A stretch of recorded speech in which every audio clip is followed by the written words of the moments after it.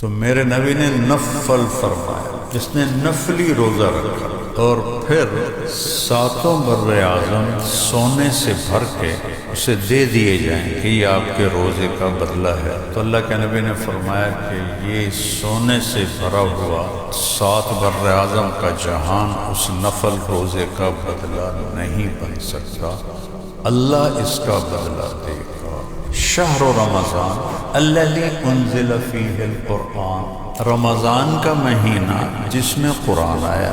کہنا تو تھا رمضان کا مہینہ جس میں روزے آئے، تو روزے کو پیچھے کیا ہے اور قرآن کو آگے کیا ہے۔ الذی انزل فیہ القرآن، جس میں قرآن اتارا گیا۔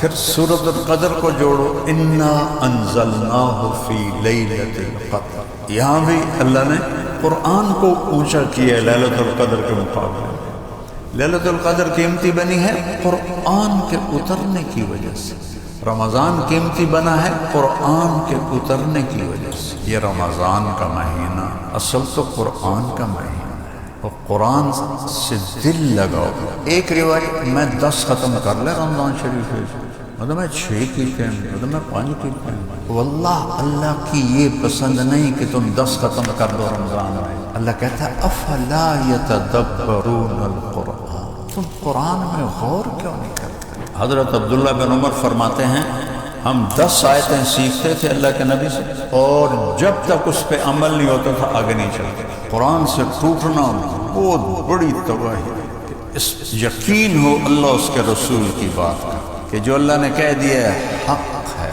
شہنشاہ اعظم یہاں سے ہاتھ میرا کندھا پکڑ کے کہتا ہے طارق جمیل تو ایمان والا ہے، میں تجھ سے بات کرنا، ایمان والا ہے۔ زینب تو ایمان والی ہے نا، میں تجھ سے بات کرنا۔